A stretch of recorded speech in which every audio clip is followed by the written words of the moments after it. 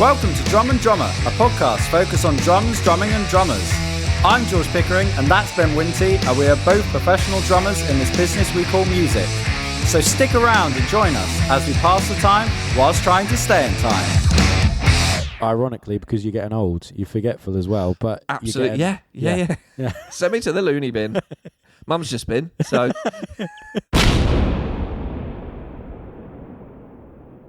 You're right.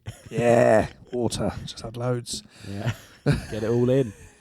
Welcome to Drum and Drummer. Mental. I've just had a big old glug of nature's milk.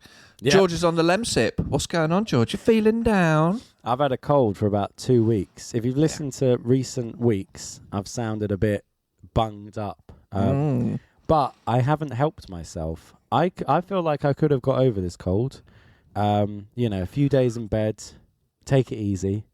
Instead, I've gone, how many activities outdoors can I do, Famously helps a ill man. Yeah, exactly. Yeah. So I've been playing so much football. Last week we played twice, Whoa. It's great. I'm jealous. Brilliant. It's brilliant. Yeah, it's brilliant fun. But if you have a cold and you leave the house at 8 p.m. to get to the football pitch at 9 p.m., and then take all of your joggers and stuff off, so you're just in shorts and a shirt and a little woolly hat, and you're just, you've been in bed before coming out. I don't know. I think, should you just stay in bed and get better, Yeah, I mean, I played a lot of five-a-side football a few years ago, did a fair bit. I remember. And we did the 9 o'clock slot. Yeah. And especially in winter. I mean, it's. Yeah. I think it's different because when I mentioned the other week, I really didn't want to go to a gig. I had to play because it was cold, it was dark. Now football, I was very excited because I like playing football, and I hate drumming at gigs. So it's a very different thing. I'm actually losing money playing football, whereas the gig, I could pay for 25 five-a-side nights, if not more, with the gig fee money. Yeah. You know what I mean? So depends, probably more. Depends how many people are playing. Well, I'm trying to do the maths. How much? What's that? Like £1 each?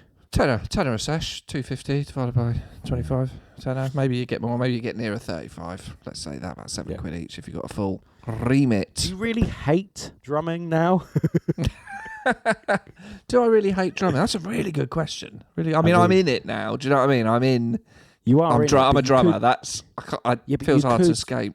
Yeah, but you could do other things. I wouldn't say it's that hard to... I'd say it's harder to stay in it than drop out of it, to be honest.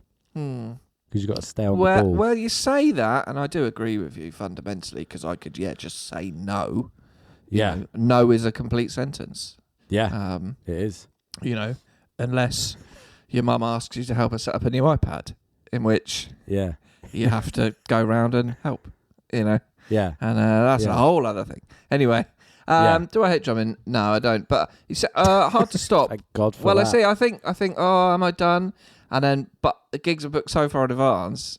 Before you think about it, you're like, well, I've got 20 in the diary this year, so I might as well do then. And by the time they're done, I'll have more in the diary. I mean, that number will shrink as the promo photos get older. What do you reckon your exit plan of gigs is going to be? Because I wouldn't say you're getting new gigs, are you? Do you know what I mean? You've got your bands. You've got your solid Pompey clique where you all scratch each other's back because it's an island. I'm not in that clique, though. No, you're not in the clique that we don't like. You're in a different clique. You're Likeable in people. Ben Otterson, Neil Elliott, you know. If you were in an alternative band playing the Horseshoe in Southsea in the early noughties, I've played a function with you. Do you know what I mean? Yeah. And if you were doing it in the early teenies, I'm in that camp. Do you know what I mean? Yeah. I don't know what my question is. Do you reckon that will be how you do your last gigs? Do you reckon it will slowly the bands you do will dwindle? Because it doesn't seem like, Well, I think you could say that process has started because Decade is now moving on to new people. Yeah. Decade will never die. For listeners, this was one of your first band? Your first function band? Tailored. My first function band on Tailored, yeah. Tailored is a music agency for the folks that don't know what it is. Big time. Tailored Entertainment. Yeah. Decade, that was 2012, I think we I was doing gigs with Tailored before then, but I'd just step in, and then we were put in a band. 2012. So it's been a long time, and the nature of it, done it so long. Freshman year and wonder year are newer, more fun to play. My wife's in one of the bands, so that helps. And so Decade is like, well, we still, we manage it. And it was like, it was time to get new people in, some younger people, fresh faces. And the way it worked out, another band had sort of dissolved, so we got a couple of them and someone new, and left you on the doorstep. Yes. So I think that's the way it will probably go. I want okay, my ideal, I go out in an absolute blaze of glory. Yeah. Do you know what I mean? Do last gig, I fucking smash the place up. Fuck this. Don't give a shit. Anyone gives me shit, I'm absolutely on it, Yeah. And then I do the whole helicopter out. I go all in and go, I will give my whole gig fee away to pay for a tech to come and set all this up, and I'll just waltz in. I'll book a helicopter, book a chopper. I'll be down. Financially, I'll be really down. Yeah. But it's the last one. So. Wow, there you go. That's a lovely idea. But I think my question is, because I can't get past this hate drumming phrase. I know it's very tongue-in-cheek, but if your bands didn't have any gigs, say, you got freshman year and wonder year, is that it? Those two? And Decade, yeah. Oh yeah, but you're not really in it. But if Tailored went under, and then you were like, now you don't have any gigs, would you try? I think my question is, if his dad's doing the accounts.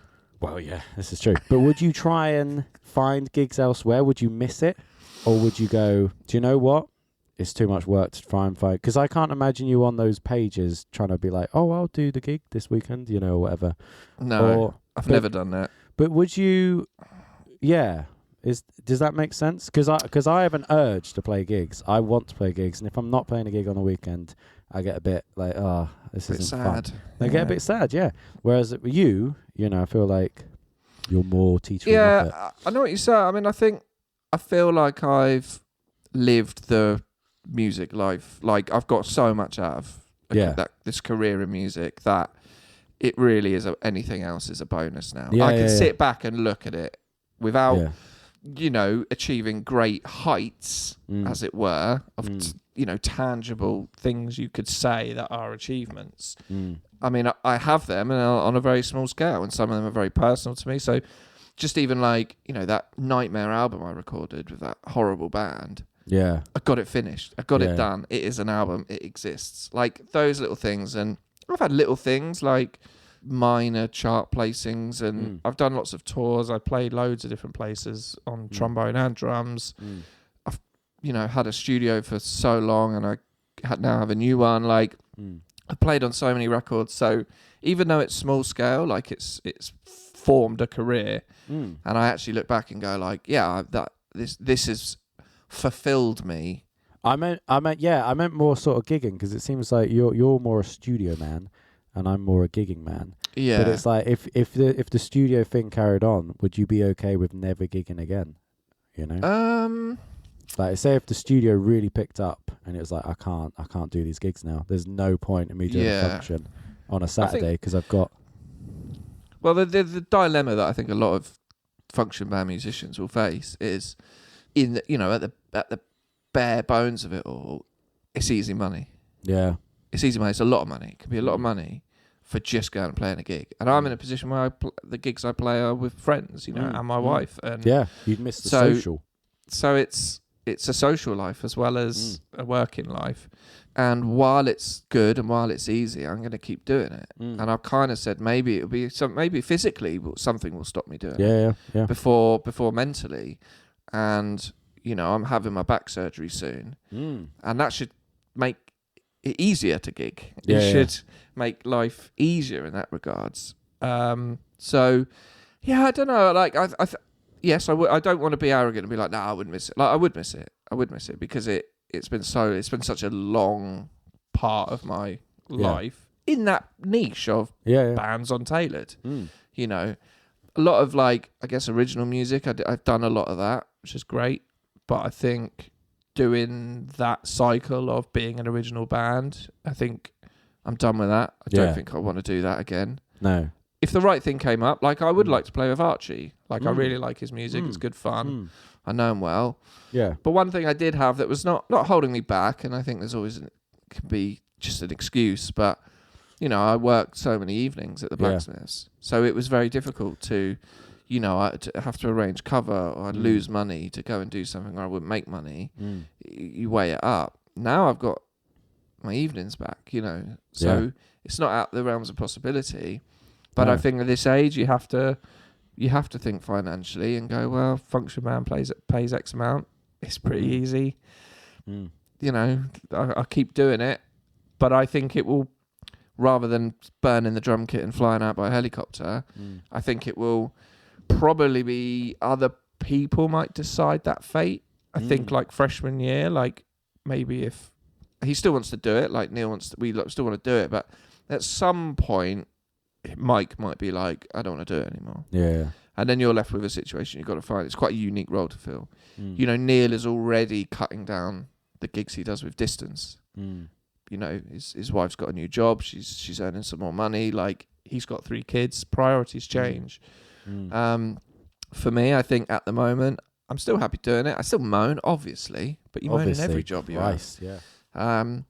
But I think actually what I'm looking a bit more for now in life is fulfillment from other things. Yeah. So I would rather, one of my goals for this year is to go to a darts club and play darts. And much like five-a-side, it's outside of music, and it's something that I really enjoy doing. Yeah. And it's a different world, and it's not the same people, and it's not the same thing. It's not.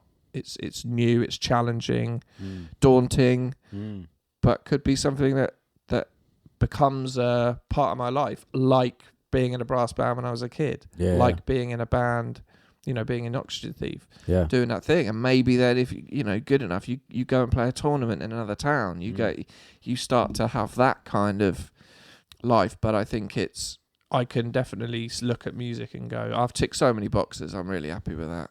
That's great. And it helps fund the studio. And like you said, if the studio becomes, I earn enough money, to be honest, I think I'll still keep gigging. Yeah. Because it's variety, isn't it? Yeah. You've got to have variety. So I think it will probably be, what will happen is maybe some singers, maybe some people go, we don't want to do this. Other people might go before us, and then we go, what do we want to do? And it will probably be, the band stay, but the lineup changes, and we replace ourselves. We still manage it. We still fill in when we want. Yeah. But we scale it kind of down in that way. Does that answer your question? That makes sense, yeah. And I think the lifespan of a band isn't ever that long. Like 5 years is usually whatever it is, an original band or a function band, unless it's got some big money and then there's reason to stay in it. It's like, that's usually the average life, and then you move on to something else.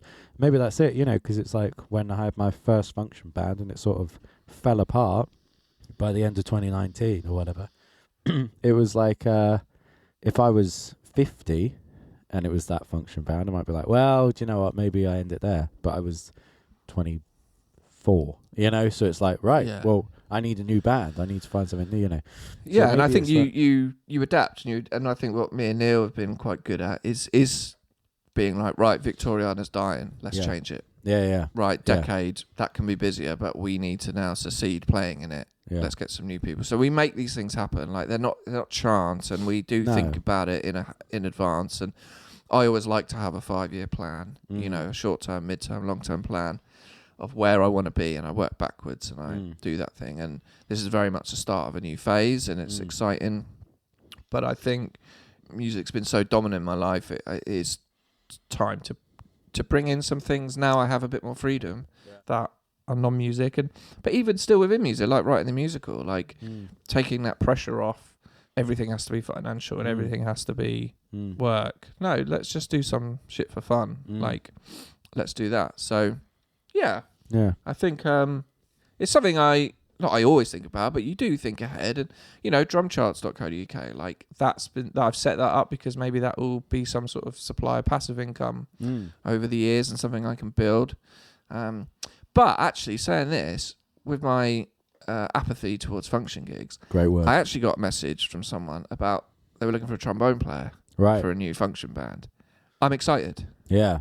Because it's the same job. Yeah.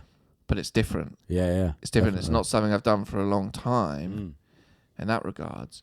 And a big excitement was like, if I just have to put a fucking trombone in the car. Yeah. I mean. Yeah.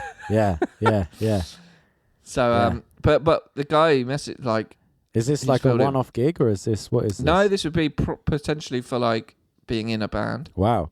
And I was nearly not put forward because they knew I was in lots of bands. They knew your disdain for function gigs. And so I did think of you, but I know you've got a lot of other bands. And I was like, well, I'm not doing Decade anymore. So, but yeah, consider me. I'd be up for it. You know, whether anything will happen, maybe. But that is more exciting to me than being asked to drum for another band. Yeah. Sure. Oh, absolutely. Because it's different, and it's a skill I spent so much time and effort pursuing when I was younger that I don't really want to go to waste. And it's something I said I'd like to get back into as well, like maybe joining a brass band, but maybe I can play trombone again. Like, I've got the passion. I think I've got the urge to do it. And you don't know when that urge is going to come, I think. And once I finished Royal College of Music, I absolutely didn't want to look at a fucking trombone for a good years. And then I did Gypsy Hill, which was trombone, but in a very different landscape.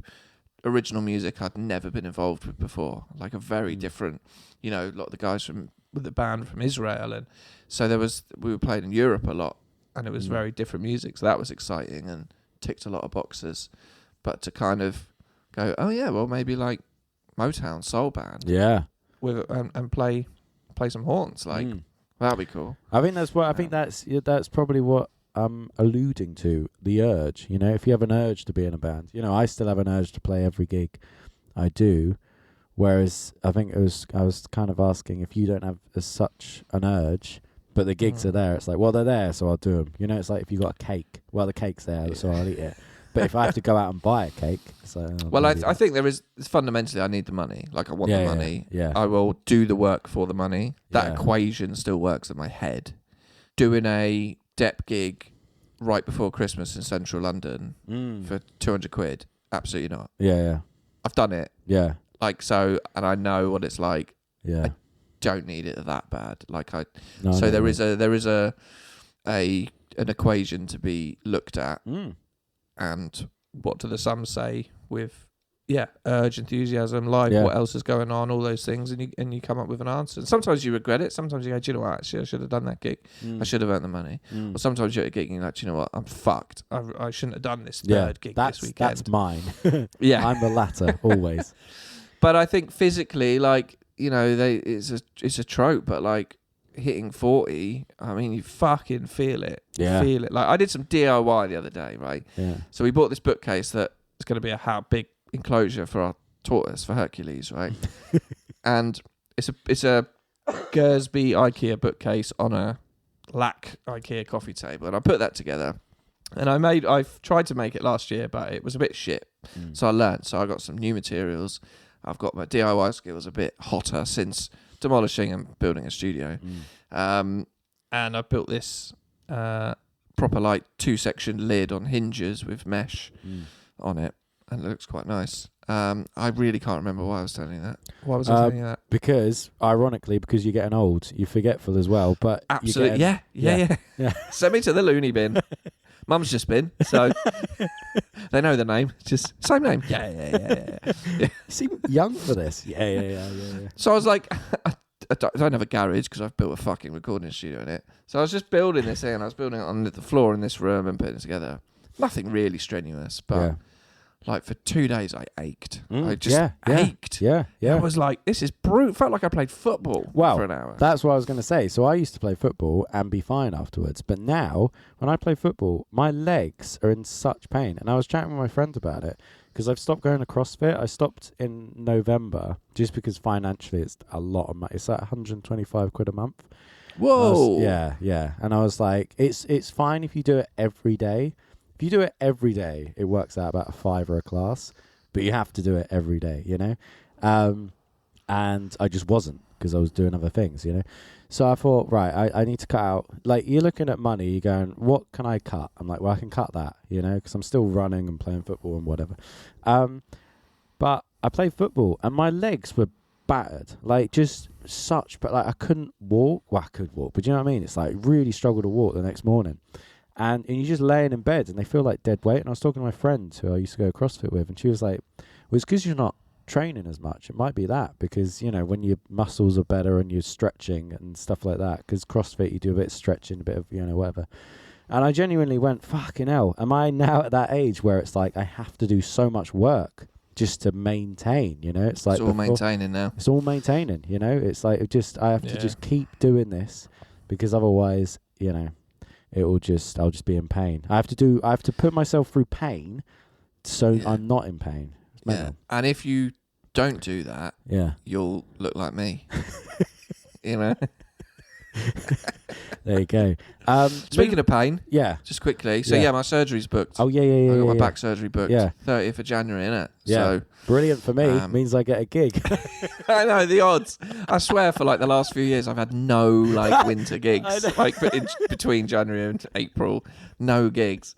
And then I've got one gig. And not only is it one gig, it's with Wonder Year, so it'll be with my wife. You know. Yeah. Not only is it one gig, it's on a Thursday. Yeah. It's like, and probably it's not even close a weekend. to your house, right? It's pretty. It's like old. Yeah, it's like 20 minutes from my house, and I can't do it because I'm having my surgery the week before. I know. So, I saw the date because I remembered, because I've got one on the 7th of Feb, and it said you wrote 5th of Feb, and I went, ooh. That looks like a week gig. So, thanks for that. You're welcome. Well, that's good. Welcome. That's good. You know, it's booked. It's booked, yeah. Yeah, it's real. It's happening. Do you want to know what I'm actually having done? Because I've got the... I mean, I'm sure you don't, but I've got, like, the technical terms for it now. Yeah, go on. So let me see if I can find that... the description. I should have prepared. Didn't prepare. Right. This is what happens. Can I say, baby. This is quite a nice episode, because I've listened back to our episodes and I often feel like you'll tell me something and I'll be like, oh, that's really cool, you know? And then I'll tell you something. You have loads of good questions, you know? This has just been me questioning you, you know? That's lovely. I was not expecting it, you know? No. We never know what we're going to get when we press record. It, but it's been lovely. Thank you for your questions. That's all right. I'm just... let me go. Okay, here we go. So my booking is confirmed. I'm having a prosthetic invertebral disc replacement in the lumbar region. That's the one bit. And the other one is a primary anterior dissectomy, decompression, and anterior fusion, plus or minus instrumentation, lumbar region. At least 6 of those words don't sound nice, you know? Yeah. You don't really want dissectomy, you know, in your being bandied around willy-nilly. No. But in layman's terms, one of my discs has been replaced with a titanium disc, and 2 other lumbar vertebrae are being fused together. Brilliant. So I think he's taking that disc out, and then he's putting in, like, they fuse them together with like a metal cage. Amazing. Something like that. I mean, he's the expert. Yeah. For sure. But on a, you know, I'm looking forward to it. I'm hoping it works. But it'll be a big recovery. Yeah. So what's actually quite interesting is I've had to think about work, right? Yeah. And, you know, I'm in charge of my own schedules. That's one thing. Obviously the gig, I've given that to you. Thank you for doing it. Thank you for it. So kind of, I don't have my next gig after that. It's like end of March. So I should be fine for that one. Like he says 6 weeks. I can't lift anything for 6 weeks. And you never know how the recovery is going to be. I've never had surgery like this before. I don't think. Maybe on my elbow when I was 3 years old. But I had to kind of go in the Google Calendar and be like, Winty, unavailable. Yeah. 6 weeks. Yeah. You know, 6 weeks. And like, I've actually Sunday I started recording an album with a band, which is cool. I worked with them before, so it's nice to get them back into the new studio. And you know, it's good fun. We're doing it in 2 halves. This first half, 6 tracks. So I said to them, like, I'm doing, you know, I've got surgery at the end of the month, so like, we're going to get it all recorded before then. And then when I'm ready, I can at least just mix it or do post-production without much stress or strain.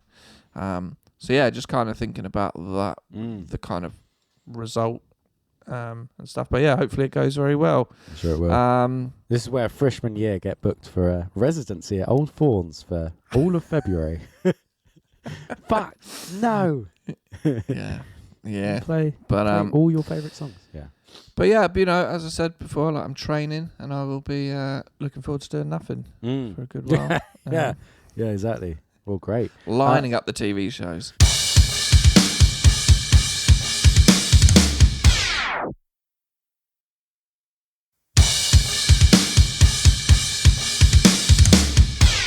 Anyway, right, you went to Graham Russell and spent a shitload of cash. Yeah, I'll bash this in for the last 5 minutes. Yeah, let's talk about it. Let's talk about it, boy. I went to Graham Russell. Heads. Heads is something I've always neglected. Looking back, I can't really remember, before you came along and said, get some Evans G2s on this bad boy. I can't really remember what I did before that, and it was worse, whatever it was. So I had to look around, I had to scope around. I did think about coded heads. But yes, you mentioned that, yeah. I thought, it's a bit of a risk, I spoke to Pat in his lesson, because he's a Remo fan, and he said, because it's free, yeah. Yeah, and he said, but he was like... Oh, you're a fan of the company that give you the free stuff? Yeah. Well, he said... I'm a massive fan of Pack Brack. Yeah. Let's just say. Oh, yeah, you got one. I didn't get one, Jordan. Where's my Pack Brack, Nah, it's fine. Sure it's lost in the post. But I was talking to him, and he said, he's like, Evans and Aquarius, he's tried it, but Remo's where he knows it. He said, Emperor's on top, Ambassador on the bottom. That's the classic thing you hear, So, but I said... That's what I've got on my Mapex. But the thing is, I can't not have the Evans EMAD on my Tama Star Classic, because it's so perfect. So good. And I don't want to not do that. So I went to G Russ. I was approached by a man working there called Wilf. Big shout out to Wilf, if you're listening. Wilf the MILF, yeah. Because he... Was he on the Traitors? Because there was a Wilf on the Traitors a few years ago. I don't think it's him. Don't think so, no. But he was fantastic. If you're listening, Wilf, or anyone in that shop, buy him a beer. Big up Graham Russell. Big up Graham Russell. Yeah. He was... I need to go there, actually. I'm going to go there tomorrow. Oh, yeah. Yeah. Good. Well, let's keep it about me for a minute. A crash of doth spied mine eye. Go on. Tell me what crash you've seen. Oh, well... So I'm always looking, mate. I'm always looking. There you go, listeners. I had about 30 seconds of airtime, and then he's off we'll again. get to you, mate. We'll get to you. Yeah. I was just having a look, see if you know what I'm like. One thing I was spoke about is a 19-inch K-Custom hybrid crash. Sounds good. So, yeah. Anyway, I mean, that's what I have hats-wise, but we'll get to that. Well. So... I went in and I explained, I said, look, I've got a Tama Star Classic and I've got a Gretsch Catalina Club. Club, baby. Yeah, do you know there's the podcast? Yeah. Like, you'll know I have a Catalina Club. Yeah, exactly. And he went, can I stop you there? He went, I have both the same kits as you. And I went, brilliant. And I told him what I wanted head-wise. He was like, yeah, sounds good. I said, the Evans EMAD 2, is there anything close Remo-wise? And it's sort of, there is, but it's not. I don't want to risk it. So I got all the heads, and I said, while I'm here... right, so yeah, go on. You've gone for Emperors on top, Ambassadors on the bottom, on the Toms. Yep. On the Toms. And you've gone for the EMAD 2. So you're mixing and matching, and that is the perk of not being endorsed by exactly. Buy what the fuck you want. Yeah. You go, free stuff. I will take the free stuff. Yeah.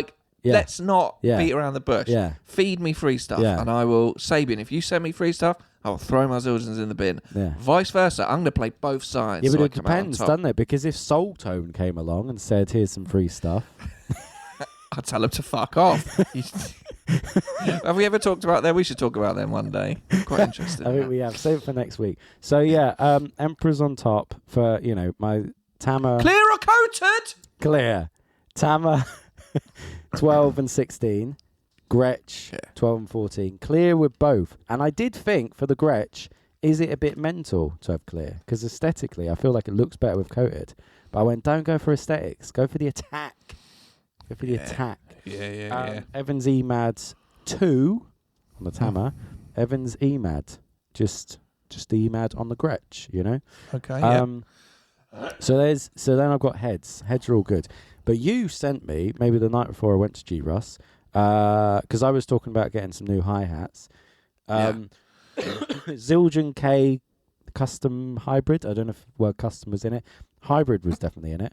14.25 inches. And I went, oh, let's see. And I said to Wilf, my new friend, have you got these? And he was like, yeah, they haven't been sold. They should be somewhere.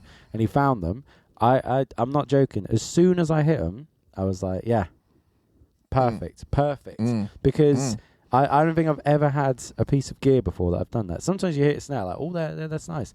But I went, oh, yeah, that is exactly what I need. And I know that will make my life so much easier. I know what I'm talking about. Do you know what I mean? Yeah. Well, first off, right. So you went to look at... You went to... See, James was selling. I was going to get to that. Should I tell you about going to Please do. Club? So, day before that, something, I can't remember the timeline. I saw James Gillingham, shout out James Gillingham, and Tom L. They've made one hell of a studio. And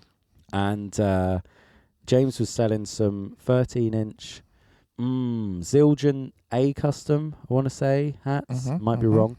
I said to him, hey man, am I right to come down and try these out? He's like, yeah, cool. And it was nice because I got to actually see his studio, because last time I saw it, it was the upstairs bit was done, but the bottom bit wasn't. It's amazing. They've done unbelievably well.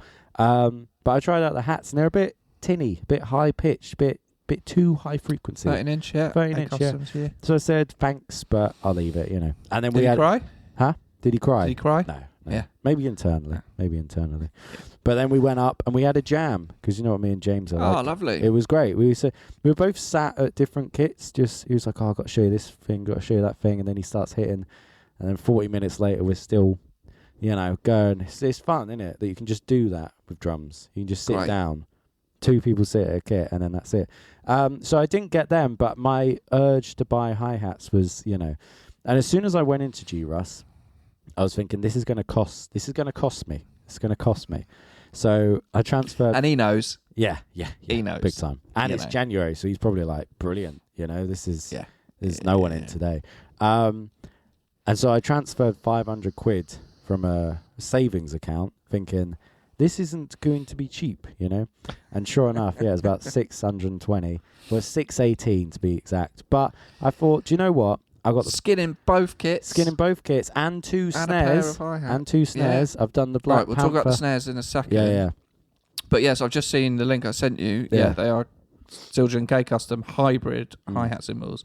And the interesting about these is, because I've got my eye on some 15 inches. I want some 15-inch hi-hats. Ooh. These are 14.25. Yeah, never seen that inches. Before. Yeah. So shove that up, you cunt. But I mean, it was great, and sorry, it was great because it's a lot of money, but also it's one of those things. It's exactly like when I bought the lightweight stands and went 350 quid. Is that worth it? I forgot about the money now. Sorry, excuse me. Yeah. I've forgotten about the money, and all I think every time I have a Taxman gig, can wait. Yeah, I go. Taxman can wait. I go. This is amazing. This is so light, and I think the same. All year I'm going to have two kits with brilliant skins and new hats. So question. Yeah.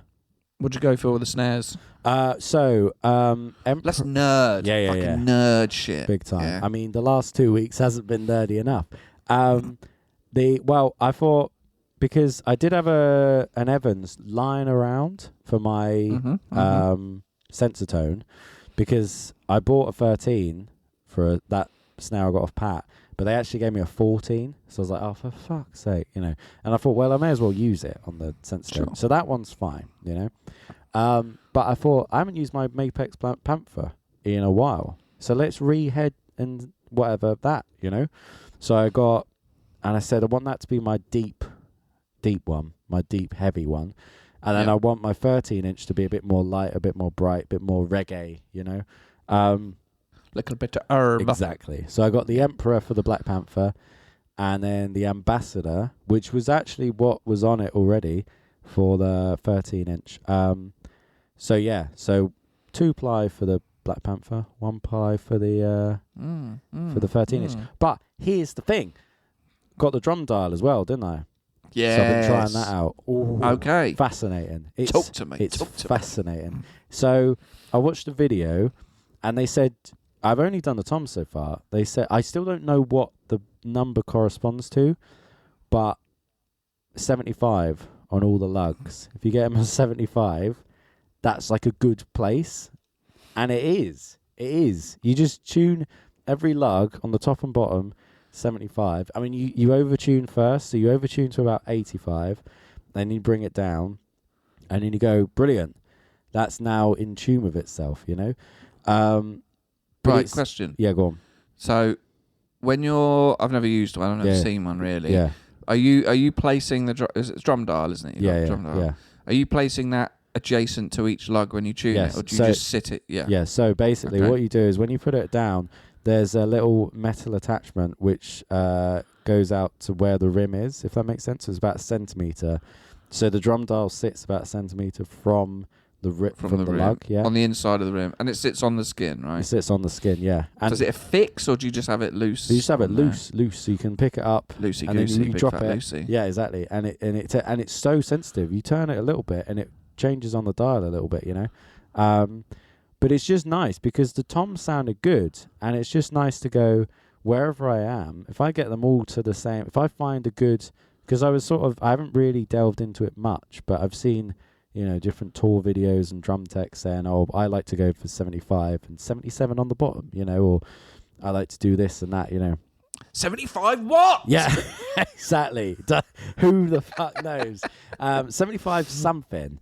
Taut frequency. It's not frequency, is it? It's not tightness. Frequency. 75 tightness.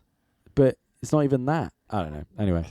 I mean, I said I'd find out what it meant. I haven't found out what it meant, but I have done it, you know.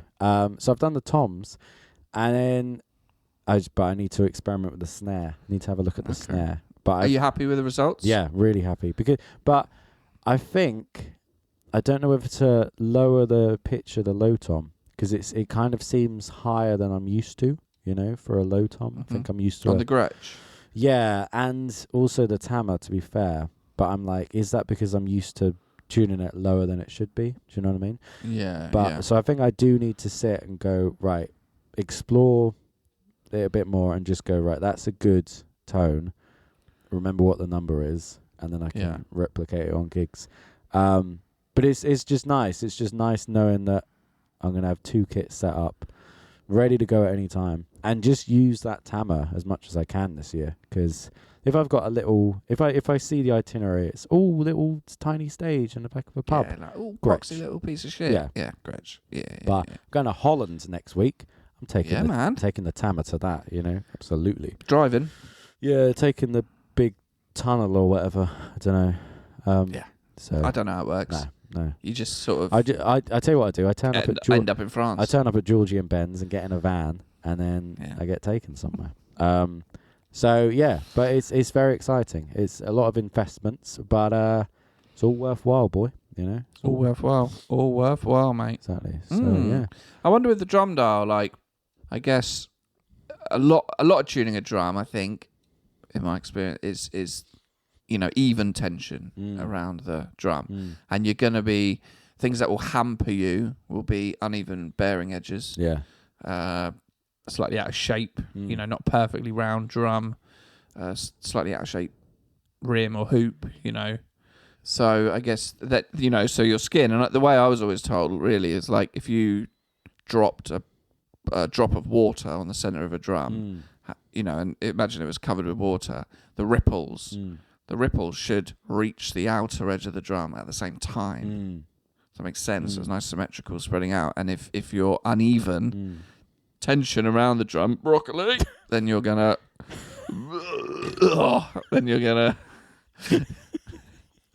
the ripples will get to the edges at different times. Yeah. You should do a video, man. Can you do a video? Absolutely. Of you tuning a drum with it? Yeah. So let's see. I want to see the 75. Yeah. I want to see it. Yeah. And then see what sort of things going on. Definitely. Because the videos online are brilliant because it's so the people that make drum dial videos are exactly the people you think would have a drum dial. It's sort of the nerdiest of drummers. Oh, I can picture them. Yeah, exactly. It's weaponized autism, is what I'd say. That's great. Great stuff. Should we finish there? Yeah, that sounds good. Should we finish? Let's finish there. Well, lovely chat. Yeah, lovely great chat. Brilliant. Thank you so much. Yeah, well, as always, get in touch. Yep. drumanddrummerpod@gmail.com. You know, there's an app called Instagram, if you've ever heard of that. Yep. It's a small little thing. @drumanddrummerpodcast. Find it on there. You know, find us there, posting crap. Yeah, and that's it. That's it. Say hello. That's all we got here. Say hello. Say hello. Say hello. Yeah. Yeah, well, George, thank you so much. And you're welcome. We'll be back next week. Of course we will. Big time. Like We will. fucking clockwork. We'll have guests at some point. At some point, yeah. See, a bit worried about my Wi-Fi. I thought, can we book guests while my Wi-Fi is shit? But it's been okay today. So It's been okay. We've had a solid video. yeah. We've had a solid video. Anyway, we'll see you later. Wankers. Bye-bye. Bye. Thank you for listening to Drum and Drummer. You can find us on Instagram at Drum and Drummer Podcast. And you can send us an email to drumanddrummerpod@gmail.com. Remember, just pick up the sticks and twat it.